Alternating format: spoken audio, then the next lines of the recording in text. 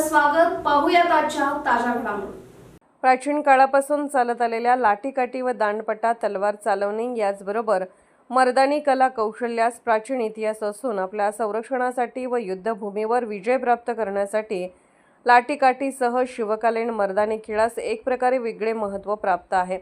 तर सध्याच्या काळात या खेळांचे प्रदर्शन दुर्मिळ होत असताना बेडखेळ येथील होतकरू मुलामुलींनी एकत्रितपणे अशा प्राचीन लाठीकाठीसह इतर शस्त्र कौशल्याचे प्रशिक्षण घेत आहेत. खरोखरच ही बाब म्हणजे अभिनंदनीय व कौतुकाची आहे, असे मत सनतकुमार दयामा यांनी व्यक्त केले. ते बेडखेळ येथील शिवप्रतिष्ठान हिंदुस्थान यांच्या वतीने 17 मे पासून BS हायस्कूलच्या मैदानावर आयोजित करण्यात आलेल्या लाठीकाठीसह शिवकालीन मर्दानी खेळांच्या प्रशिक्षण सांगता समारंभाच्या प्रसंगी प्रमुख मार्गदर्शक म्हणून बोलत होते. रविवार दिनांक 1 जून रोजी सायंकाळी BS हायस्कूलच्या मैदानावर हा कार्यक्रमाची सांगता समारंभ आयोजित करण्यात आला होता. यावेळी प्रमुख पाहुणे म्हणून सुनील सुतार खचनाळ हे उपस्थित होते. छत्रपती शिवाजी महाराज व छत्रपती संभाजी महाराज यांच्या फोटो प्रतिमेचे पूजन सनतकुमार दयामा, सुनील सुतार यांच्या हस्ते करण्यात आले.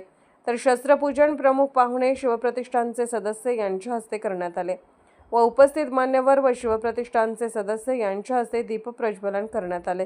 स्वागत व प्रास्ताविकानंतर प्रमुख पाहुणे व प्रशिक्षकांचा सत्कार करण्यात आला. एकूण 15 दिवस चाललेल्या या शिवकालीन मर्दानी खेळाचे प्रशिक्षक म्हणून शिवशंभो मर्दानी सांस्कृतिक संस्था नवली हाळचे पवन वाडकर व निखिल गुरव यांनी आपली भूमिका व्यवस्थित पार पाडली. विशेष म्हणजे पहिल्यांदाच आयोजित करण्यात आलेल्या या लाठीकाठी व दांडपट्टा, तलवार चालवणे शिबिरास बेडखेळ येथील 80च्या वर मुला-मुलींचा सहभाग होता. या प्रसंगी प्रशिक्षणार्थी आरोही बाबर या मुलीने प्रशिक्षण काळातील आपला अनुभव सांगितला, तर भक्ती बालिंगे हिने भागवत गीतेतील श्लोक सांगून त्याचाही अर्थ सांगितला. तसेच या प्रसंगी पालक दिनाचे औचित्य साधून उपस्थित सर्व शिबिरार्थी मुला-मुलींनी आपल्या मातापितांचे पादपूजन करून त्यांच्या चरणी वंदन केले.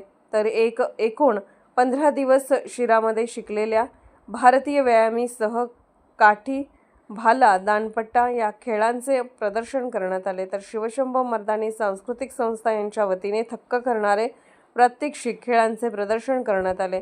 या सर्व शिबिरार्थ्यांना प्रमाणपत्र देऊन गौरवण्यात आले.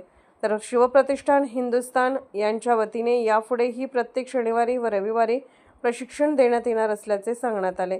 आभार प्रदर्शनाने या कार्यक्रमाची सांगता झाली. SB न्यूजसाठी बेडखेळहून गजानन पाटील. राजकीय, सामाजिक, आर्थिक असा सर्व घडामोडींचा आढावा पाहायला विसरू नका SB न्यूज चॅनल आणि नक्कीच सबस्क्राईब करा.